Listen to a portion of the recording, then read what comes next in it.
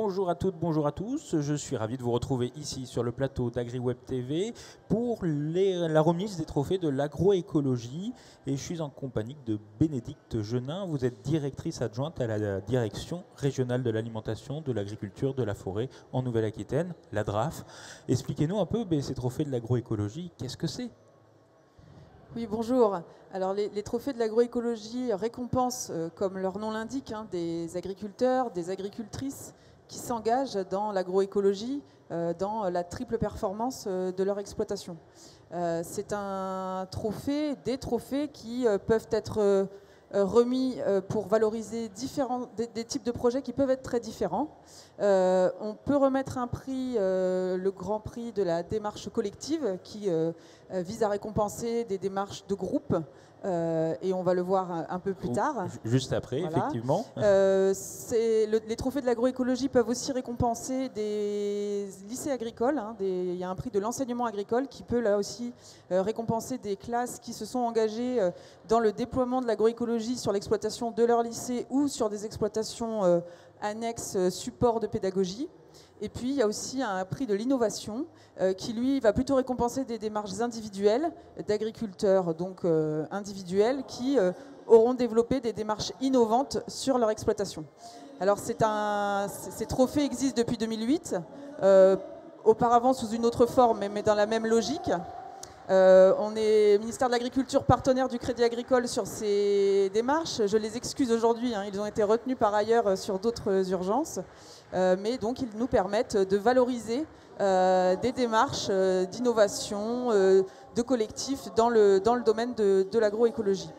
Et cette année donc, nous avons retenu un lauréat au niveau régional. C'est ce que j'allais vous demander. Ils sont à côté de voilà. vous. Quel est ce lauréat alors ? Alors c'est le GI2E Caprin, donc, qui reçoit cette année le grand prix de la démarche collective régionale. Et je tiens à souligner aussi qu'ils ont obtenu une mention nationale sur les trophées nationaux de l'agroécologie. Voilà. Je vous remets votre diplôme. Le petit diplôme, voilà, félicitations au GI2E. Mais justement, ce GI2E, vous allez un peu nous le présenter. Qu'est-ce que c'est ? Donc Manon Bourrasso, vous êtes animatrice du CIVAN au Bocage. Qu'est-ce que c'est ce GI2E ? Expliquez-nous un peu tout ça. Alors le GI2E Caprin, lui, il a démarré, le GI2E il a démarré en 2018, mais le projet existe déjà depuis une dizaine d'années avec des éleveurs qui sont engagés sur le territoire et qui se regroupent régulièrement sur des temps d'échange au moins une fois par mois et avec des voyages d'études réguliers. Et c'est un projet en fait qui s'attaque à la gestion du parasitisme en caprin, qui est un défi qui était un peu de taille. Sachant que c'est un des freins principaux en élevage caprin qui freine à l'adoption du pâturage en caprin. Et du coup, sachant qu'on est aussi dans un contexte où on a très peu de molécules aujourd'hui de synthèse qui sont utilisées pour traiter les chèvres pour lutter contre ce parasitisme, les éleveurs en fait ils ont senti ce besoin de devoir travailler pour sortir de cette impasse allopathique et de travailler et sortir du traitement systématique.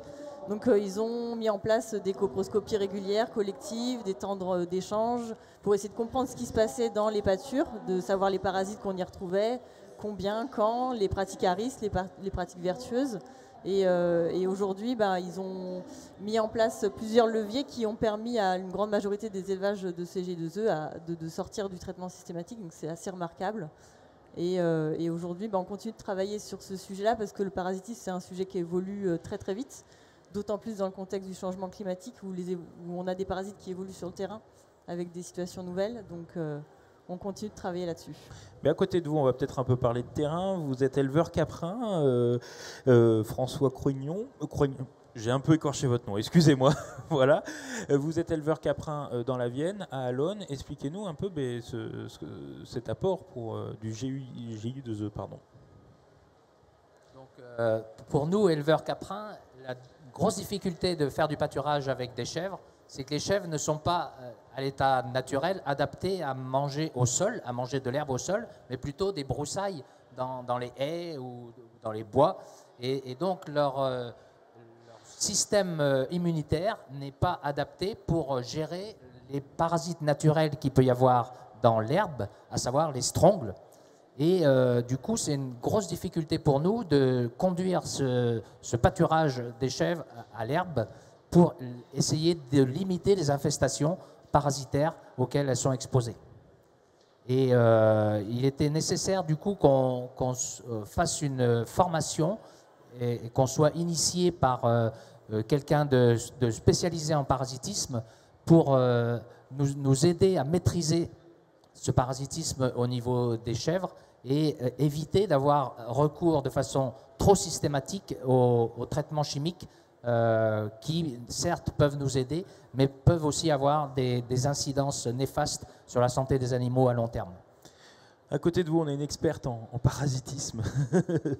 Donc finalement, Bernadette Lichtfoss, j'arriverai pas avec les noms, hein, finalement. Vous êtes consultante chercheuse et parasitologue. Expliquez-nous un peu le côté scientifique là-dessus, toutes les recherches, où on en est. Oui, depuis une dizaine d'années, j'accompagne le groupe d'éleveurs caprins du CIVAM du Haut-Bocage. Nous travaillons sur une meilleure compréhension des dynamiques d'infestation parasitaire dans chacun des troupeaux et dans l'ensemble du groupe pour mieux évaluer quels sont les risques et les seuils cliniques pour chacun des élevages et mettre en place justement des leviers qui permettent de pouvoir continuer à produire du lait, parce que c'est quand même ça l'enjeu, tout en gérant des cheptels et des parasites tout au long de l'année. Puisque depuis déjà quelques années, la saison du parasitisme a évolué. On n'est plus sur une pratique complètement saisonnière, mais plutôt sur un parasitisme à gérer tout au long de l'année qui suit l'évolution des pratiques d'élevage. Certains éleveurs continuent à pâturer jusqu'à l'automne et d'autres recommencent à pâturer dès le début de l'année. Voilà. La différence des pratiques d'élevage, justement, vous avez un peu changé vos pratiques, pardon. C'est facile de changer comme ça du jour au lendemain? Alors oui, effectivement, il a fallu qu'on adapte nos pratiques de pâturage pour essayer de limiter les infestations. Et la première des choses à faire, c'est de gérer nos pâtures pour éviter que les chèvres passent plusieurs fois de suite sur une même parcelle.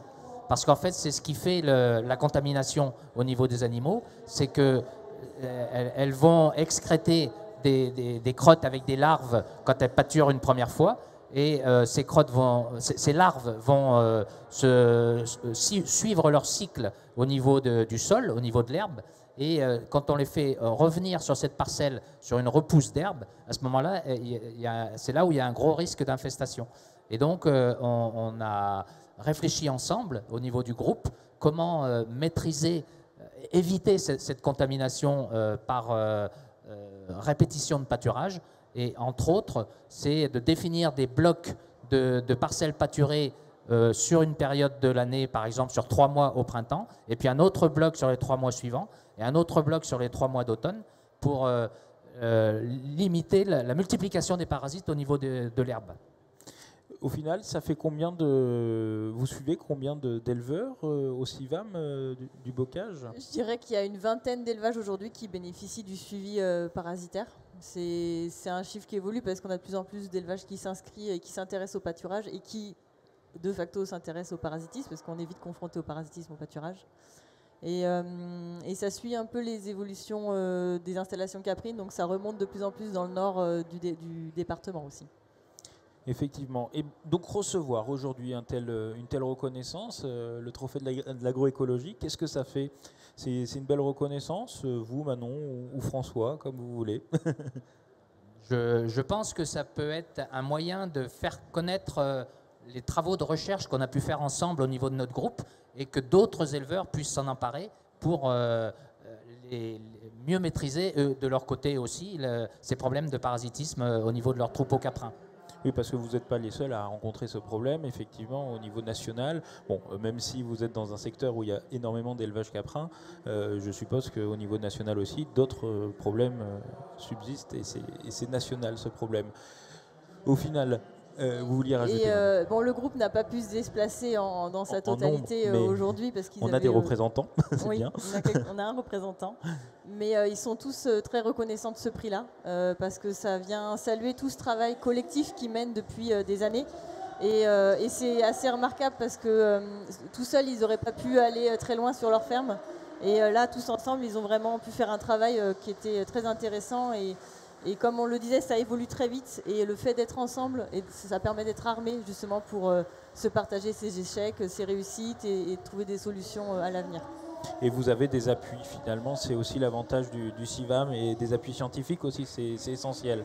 Mais moi je vous remercie et je vous félicite encore pour ce prix, ces trophées de l'agroécologie. Et puis je vous souhaite bon courage pour la suite parce que je suppose que les recherches se poursuivent et on espère aussi que tout s'arrangera au niveau de l'élevage caprin. Merci beaucoup. À très vite sur agriweb.tv pour revoir cette remise de prix et puis pour en savoir plus également sur ce prix. Merci.